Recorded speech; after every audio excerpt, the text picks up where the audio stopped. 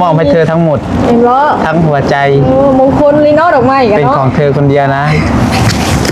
ดอกไม้มงคลดอกไม้กันพี่น้องห้ามากเอาเล็กจะได้ประจำก่อนได้จนโมมีแม่กันเงินเดือนทันออกชาวเบลก็ยังเงินเดือนทันออกไปสิหายน้องๆไปซื้อกันเดือนบ่เงินเดือนเงินเดือนนี่น้องใบเตยกับน้องโบคิดหลายปั่นย่านบริเข่าเงียน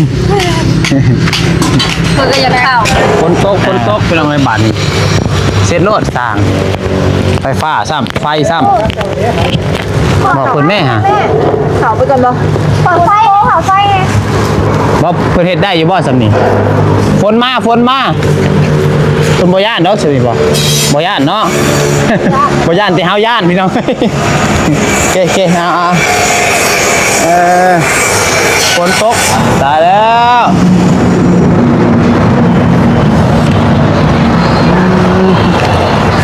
ฝนตกแล้วเด้อฝนตกดีเนาะเพราะมันตกบ่ทั่วได้แม่นบ่ตอนอยู่แถวเฮือนเฮามาบาง1หาบางชั่วโมงนึงตกอยู่พุ่นมาตกอยู่พี่บ้านยังไงที่เจ้าพักพรลงมาฮอดพบเช่าโลดไม่ค่ะนี่ขอบใจได้หลายขอบใจได้หลายเติมพลังโอ้เติมพลังนี่มันอยากให้ลงมาเติมพลังเติมพลังนี่แห้งเงานอนหลายเถื่อเลยได้เงาหลายเถื่อเลยขอบใจหลายได้อย่างไรกะคันฝนบ่ตกนี่แล้วบ่นี่เนาะคันบ่มียังผิดพลาดพี่น้องเอ้ยอย่าจะฝนเลยตกคันฝนบ่ตกเลย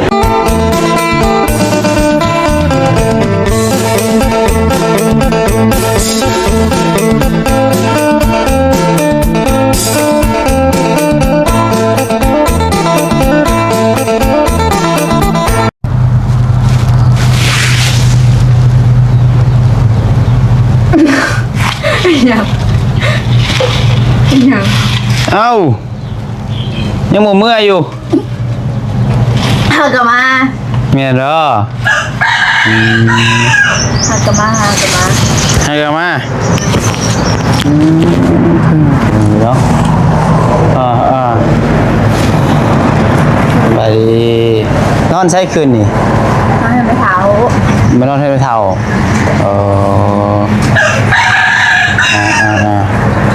แม่นบ่เมื่อไปเท่าไรมาใหม่มายังบัดมาลิกินฮอดไอโบไอเบลมีเพื่อนไปถามว่ามีมูลินน้ำบ่มีแต่ไม่เถาแค่หมูเถาเยอะกินเถาไม่ได้กินแล้วเนี่ยเอาเก็บเถาเอาไปน้องเลยเนาะพอดีว่าทางน้องบัดไซกะมาแต่เฮือนแล้วก็เห็นทางสองไอ้น้องตากฝนพี่น้องเนาะตากฝนขายดอกไม้พี่น้องเลยที่ว่าทางไอดีถ่ายเมื่อวานนี่แหละพี่น้องพอดีมื้อนี้กับน้องบัดไซก็รีฝนอยู่ของงานน้ำก้อนพอเราเห็นน้องๆเพิ่นย่างตากฝนมาพอดีบังเอิญนะพี่น้องเลยเนาะก็เลยว่าซื้อซอยน้องๆเพิ่นมาไหว้ลงวัดลงว่าใส่บงใส่บาทอย่างเนาะ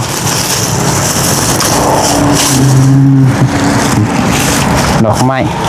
ดอกดาวเฮืองให้ชีวิตจะได้หุ่งเฮือง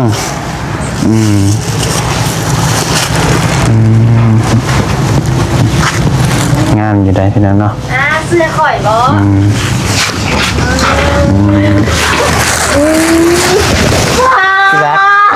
เด้อต้องย่างสมองเรามอบให้เธอทั้งหมดเห็นบ่ทั้งหัวใจมงคลลีเนาะดอกไม้กันเนาะเป็นของเธอคนเดียวนะดอกไม้มงคลดอกไม้กันพี่น้องบ่เจ้าโอ้ชีวิตจริงสิได้หุ่งเฮืองบ่มันต้องแพ็คนี่ให้บัดใส่ใจดอกไม้เลยกะโธ่คนดีมันพี่ทำไมก็แค่น้อยใจเขาได้ดอกกุหลาบเขาได้ดอกโรแมนติกลี่นี่พี่น้องหยอกนั่นเราแกซื้อน้ำ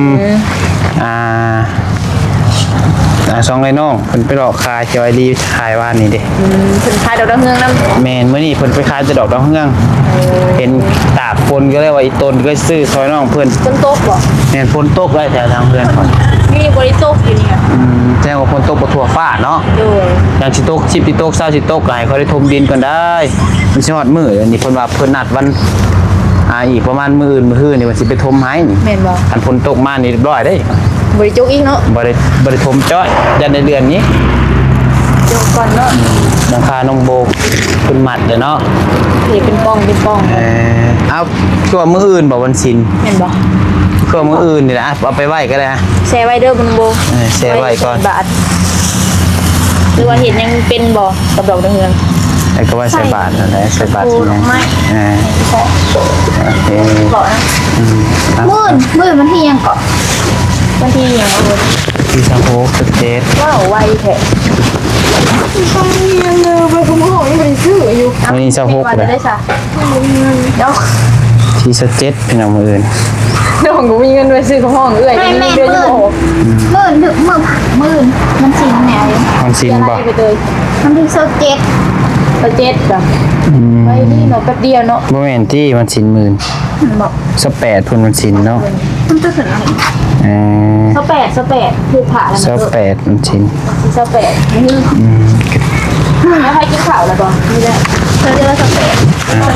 สแปดแล้วข้าวทำ อีป้าสเปดกับปิดได้เบิ้ลบอก ปิดได้ตัดปิดเพิ่มเนาะ สแปดมันถือวันที่หยัง อันนี้สาม สแปดมันถือวันหยัง สเปดถือวันศุกร์แล้วพอดีผมปิดแม่คำห้องปิดแบบบ่อยซื้อแม่คำห้อง แม่นบ่บ่อยซื้อแล้วบ่อยเข้าโรงเรียนเลย ขอบคุณผู้ แต่ว่าสมัยอ้ายหาเข้าโรงเรียนเดือนปลายจึงได้ซื้อ การสมมติว่าง่ายมาใหม่ก็ซื้อมันก็ได้แต่ว่าห้องอันนี้อยู่เงี้ยนี่แล้วนะ อ่า ก็ซื้อก่อน แม่นบ่เพราะว่ามันยากนะเวลาเขาเรียกแล้วเป็นชิมานั่มเมา อืม เป็นชิมานั่มมาซื้อแล้วบอกแบบคำของเป็นชิมานั่มหายากก็เลยอยากซื้อไว้ก่อนซื้อไว้ตอนมันเปิดเนี่ย โอเคเรื่องเนาะ เลยเวลาไปซ้อมมือเสือเสือยุ่งไม่ได้ซื้อ ยังไปซื้อเครื่องซัมติผมบ่มีเงินเฮ็ดอะไรป่านนี่ไปหาติดเอาก่อนไม่ ตีอยู่ตลาดวะ จะใช้โทรศัพท์เราเมื่ออะไรบ่มันยังเมื่ออะไร ตอนนี้ยังจะกล่องไม้เหมือน นะที่เรายังบ่ทันเอาเมื่ออะไรเอาโทรศัพท์มาขาย เอาไม้มาขายแบบนี้ เอาทรัพย์ไปจำผิดเอาไงเนาะไปใส่ไปหน่อยฟังกินข้าวกินน้ำเบิดแล้ว นะ บ่ได้กินกินข้าวก่อนก็ได้ซะกินนอนให้น้องๆมากินข้าวพี่น้องเนาะเดี๋ยวน้องมาใส่ยามมาเบิ่งข้างสร้างก่อนเดี๋ยวจังหน่อยกินแล้วจังมาผิดก็ได้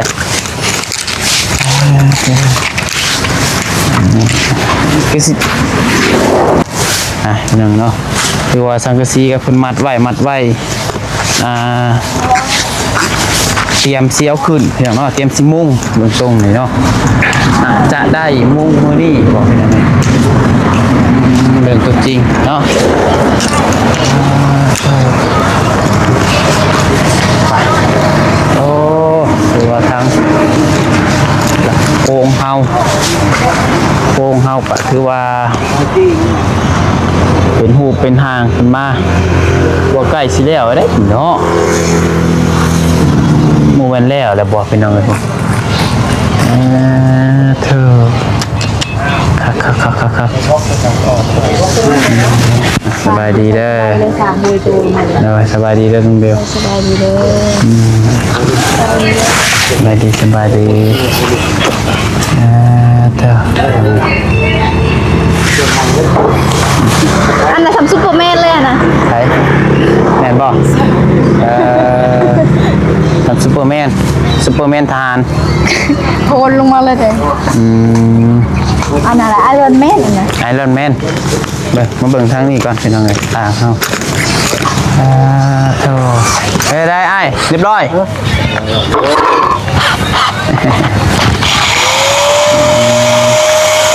โค้งเรียบแล้วเราบอกโค้งยังหมดแล้ว น่าจะตัดก็คือบอก นี่ว่าแล้วก็ใช้ปลาลุ่มปลาช่ายนี่ นี่แทนที่ละ เราต้องใส่เป็นลมนำเลยเนาะใส่เป็นลมนี่ก็ไม่ใช่แทนชลาเลยบอกอ๋อโอเคมือกันลังมือใช่เลยนะ โดย ลงมาจะพุ่นเลยจบเลยโอ้ยไม่ก็ต่างกัน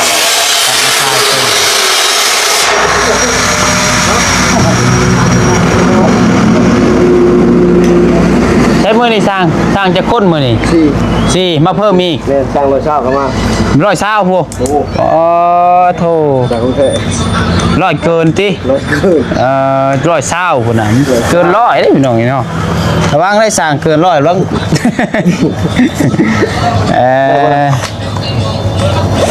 3คนว่าไว้แล้วมา4คนบัดกันแล้วด้วยน้ำมื้อนี้เนาะมื้อนี้เพิ่นสิปิดงานพี่น้องเอ้ย ทำกับทำว่า บ่แล้วก็ มุ่งแล้วที่มุ่งเนี่ยแล้วเลย คันบ่แล้วก็เลิกก็เฮ็ดพอง่ายๆก็จะได้ก็ต้องแล้วมื้อนี้เนาะสิปิดงานโอเคแล้วตัวโค้งแล้วตัดตัวนี้แล้วบัดนี้เราเทพื้นและขั้นตอนต่อไปก็ได้เสียงก็สิดังเด้อมันเพราะว่าการเพิ่นตัดเล็กเป็นหยัง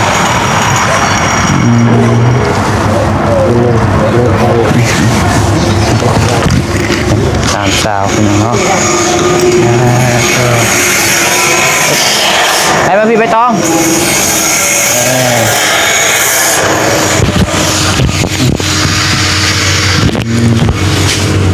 ใบตองกับใบเตยเมื่อได้ใส่ผ้าไปซื้อไปทำห้องนะ ก็ยังรู้อยู่ว่ามีเวลาแต่2 มื้อ เดี๋ยวเวลาอีก2 มื้อมื้อนี้วันยังมื้อนี้ มีวันที่26เป็น วันยังแหละวันพุธวันพฤหัส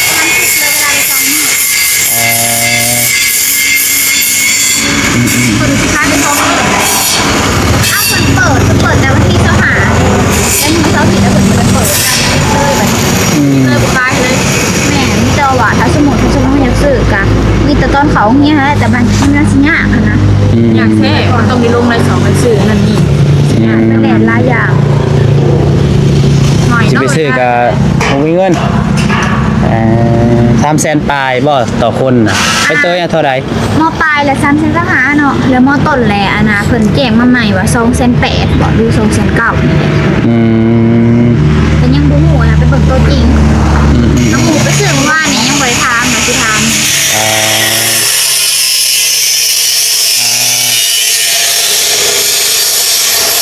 อะไรเด้เนาะนี่แหละหามั่งเอาเล็กจะได้ประจำก่อนนี่ได้จนบ่มี แม่ก็เงินเดือนทันออกสาวเบลก็ยังเงินเดือนทันออกไปสิให้น้องๆไปซื้อกันเดือนบ่ออก เงินเดือนเพิ่นเงินเดือนแม่ออกพอดีเขาเพิ่นปิดเรียบร้อยแล้ววันที่29 30ผูกออกอะบางเดือนกับวันที่1ที่2ค่ะ ไม่ได้เสร็จเอาตู้เย็นไปถามว่าไปจำไปขอยืนตู้เย็นแล้วบ่ เดือนเหรอ น้องถามแล้วไม่ถามไปสิ เอาไปจำใช้ได้หนู จำเป็นอะไรนี่ โอ้จำแล้วบ่ได้เงินเลยค่ะ ตัวคนบล็อกนี่บ่สันอ่ะบล็อกก็เรียนสลายอยู่ก้อน5,000มันจะก้อนในสิได้300,000 บ่ต้องต่อว่าบัดนี้ เดี๋ยวได้สิเนาะ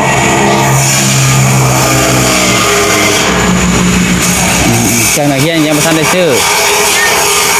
เราซื้อจ่างๆเลยได้แต่บิ๊กตัวผู้ใหญ่ทั้งฝั่งไอบีเนี่ยฝากมาหายได้แต่บิ๊กอะไร ไม่ซื้อจะคน มีแต่บิ๊ก ดูแต่บิ๊กกับเกิดทางนี้ อันนี้เกือบยังบ่ได้ เอาเด้อทำเนาะถ้าเงินเดือนออกแล้วเฮ็ดได้ซั่นเนาะทางเดียวพี่น้องพอทางน้องๆเพิ่นก็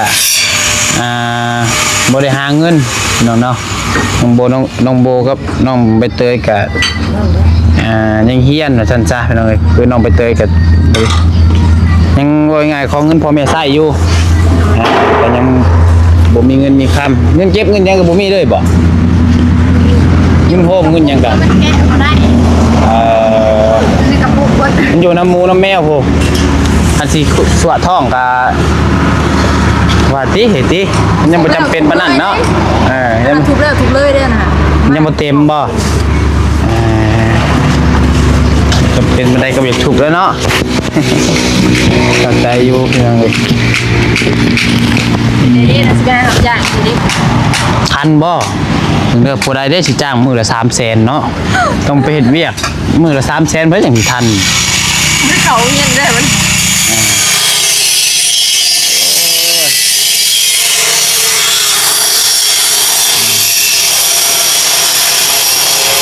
ท่านเล็กน้องใบเตยกับน้องโบคิดหลายปั่นย่านบ่ได้เข้าโรงเรียน เขาก็ยังเข้าเขาก็ยังเงินต่อ เอาคิดหลายย่านบ่มีเงินย่านเพิ่นปิดปะย่านชื่อบ่ทันอ้ายบัดนี้ ก็เครื่องเทียนนะชื่อน้ำล้างได้แต่ว่าถ้าคำของเนี่ยมันง่ายตัวเดียวก็มีสเปกมันมีอาณาสเปกมากแล้วก็ชื่อเขาได้แล้วคำของเพราะว่าตอนเขาเปิดแล้วมันคือชื่อ เพราะง่ายๆก็กลายวันเบิดทิศนี้เนาะโอกาสมีแค่วันจันทร์กับวันศุกร์นี้อันนี้วันพุธแล้วพี่น้องอีกมื้ออื่นก็มื้อฮื้อ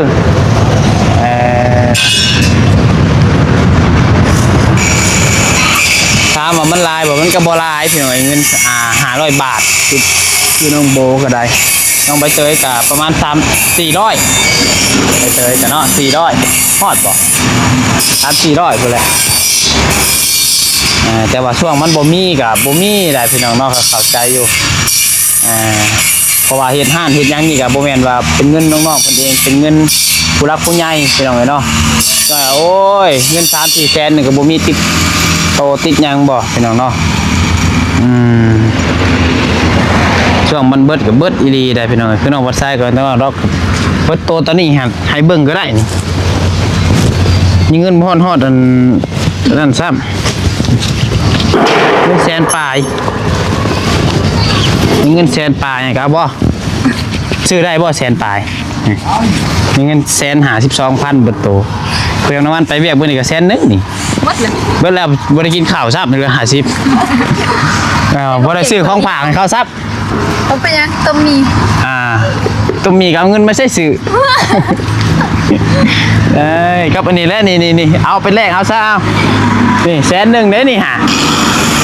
นี่100,000นี่เอาไปแลกเอาพอบ่ ที่ได้จะหาเชนมาพอเนอกคนเลยคือไปสมองเลย นี่มาแล้วบัดนี้ฝนทางเอ้ยฝนมาเด้อเจ็ดบัดสิแล้วอยู่บ่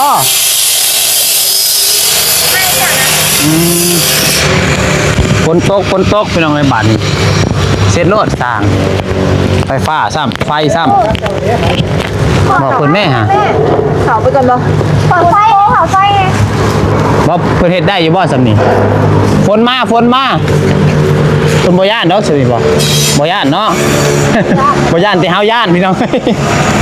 เก๋ๆเอาฝนตกตายแล้ว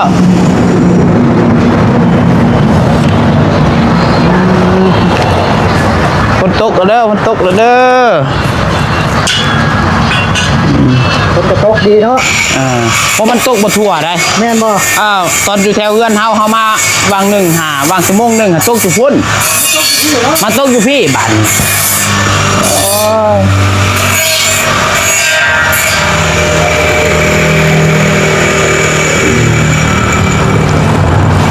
ฝนอันนี้อย่างเนาะ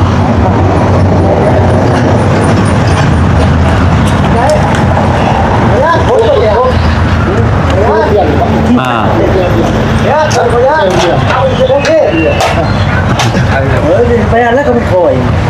ทำนี่แหละ ขันมันแห้งกับย่านคือกันเลยติ ตกพูดแล้ว มันเห็ดปดแข็งกว่า ตกพูดแล้ว แล้วมันแห้งกับลงมาก้อนสักหน่อย เอาหับเลี้ยงเนาะ หับเรีย นี่นะก็ได้ โอ้ย ลงมา คนไหลแบ่ไปจ้ากันนี่เนาะคนไหลแบ่ซื้อ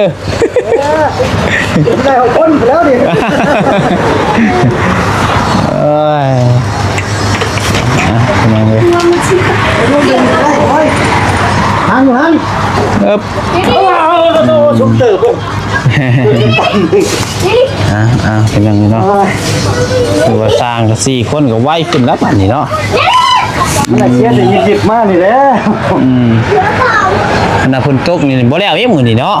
ได้โจ๊ะอีกแล้วนี่ หยิบเช้าเลยแค่นั้น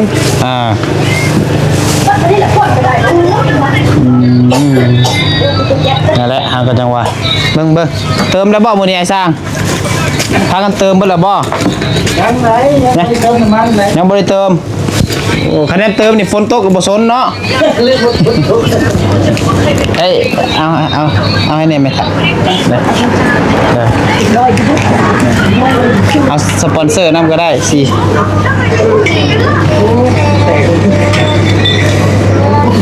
เบิ่งเป็นยังไงนี่จะได้เงินนี่ซื้อ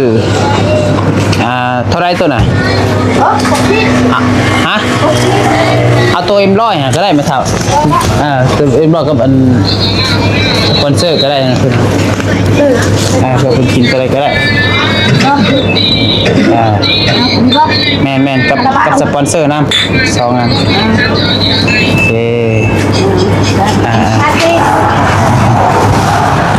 ลงมาหอดเข้าเลยผลไงลงมาหอด เอามันไล่ชูเจ้าอยู่ซื้อ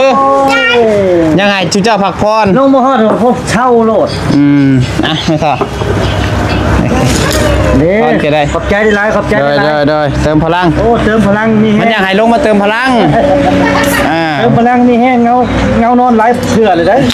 เงาหลายเถื่อเลยขอบใจหลายขอบใจหลาย ได้ทางไหนกะคันฝนบ่ตกนี่แล้วบ่นี่เนาะ เรียกว่า คันบ่มีหยังผิดพลาดพี่น้องเอ้ย อยากจะพ้นเลยตกถ้าพ้นบนตกเลยเป็นมุ้งนะ มุ่งก็บ่เกิน2 ชั่วโมงดอกเนาะ แม่น ยิงแจ๊ะเห็นป่ะ ติดแผ่นบ่เนาะติดแผ่นมัน2 ชั่วโมงเลยเนี่ยขัดชากันดิทันไว้ก็ชั่วโมงนึงเนาะ สว่านจังอันจ้ะ ก็บ้านกันดิถ้าได้กระช้ามันเกิดประมาณชั่วโมงนึงนะเอาแต่เป็นลมแล้วงงเลยนะครับเอาไปใส่เป็นลมตัดดอยตัดแล้วก็ใส่เป็นลมกับเบิ้งนะเป็นลมกับประมาณอย่างข้าไปทำคลิปมาที่ สารุ่นเบิ่งน้ำการพี่น้องเนาะยานฟ้ายานฝนเนี่ยบริญาตหยังเนาะ ยานตัวเดียวนี่แหละพี่น้องเอ้ย แต่มันแดดนี่ใครอยู่มันแดดครับมันยังใส่พวกคนโต๊ะไปที่ใส่นั่นก็ไม่ได้ แอนดิวตัวนี้ไปพี่น้องเอ้ย มาจากมุ่งแล้วจากได้แอมมานี่บัดฝนตกมาแค่นี้เห็นได้อยู่ มุ่งแล้วสิมุ่งก่อนอย่างแอมสลา แม่นมุ่งก่อนจะแอมกว่าใช้มันจะเวลาฝนตกมาแล้วครับมุ่งอยู่ในพื้นมันแค่นี้ โดยพอมันบังเนาะได้บังเนาะ มันจะบังฝนเนี่ยแค่นี้ โอเคเอาพี่น้องเนาะถ้าเบิ่งน้ำการเดี๋ยวมันเศร้าเลยเด้นี่โอ้ยมันหยอกกี่ซื้อเศร้าเลยแหละบัดนี้พี่น้องเอ้ยอย่าตกได้เนาะนี่ที่หน้าจังตกไป14ตก20ตกกันเมื่อเดือนนี้จังตกใหม่ซะให้น้องบ่ใส่ได้ถมดินน้ำก้อนพี่น้องเอ้ยเนาะ พวกเงินผู้ใหญ่เพิ่นฝากมาให้กะเพิ่นฝากมาถมดินนั่นแหละก็ยังบ่ได้ถมพี่น้องเอ้ยเพราะว่าตอนนี้ก็สร้างไปแล้วนัดกับเพิ่นแล้วเพิ่นก็ว่าอีกประมาณ2-3 มื้อไว้ๆนี่แหละพี่น้องเอ้ยเนาะเพิ่นสิถมให้ก็ถือว่าโครงหลังคาพี่น้องประมาณนี้เด้อถือว่าเป็นรูปเป็นห้างแล้วพี่น้องเนาะร้านค้าน้องโบพี่น้องเอ้ยครับแล้วกับผู้ดีงามแต่เพียงน้องบ่สูงบ่ต่ำใจว่าผู้ดีคักเลยเพราะคันว่าสูงหลายก็เฮ็ดตึงยึงหลายก็ขี้ร้ายพี่น้องเนาะอันนี้ก็แบบผู้ดีเลยนะผู้ดีแบบคักพี่น้องเนาะ ไปซะพี่น้องเอ้ยมีแต่ว่าสำหรับคลิปนี้ทางน้องปัดไซก็สิขอจบคลิปปิดคลิปไปเป็นเท่านี้ก่อนเด้อจังได๋ก็ฝากพี่น้องเป็นกำลังใจกดไลค์กดแชร์ทางน้องปัดไซนำแน่พี่น้องเอ้ยทางน้องๆเพิ่นก็ คิดหลายเนาะเงินเดือนแม่ก็บ่ออกเงินเดือนเอ้ยก็บ่ออกสิยืมไผก็บ่มีบาดนี่เนาะไปจังว่ากันใหม่อยู่ดีมีแฮงส่งมันร่ำรวยบ่สุขทุกคนเด้อเพิ่นเด้อโดยนี่ไปแล้วสบายดี ฟ้าเป็นอะไรครับ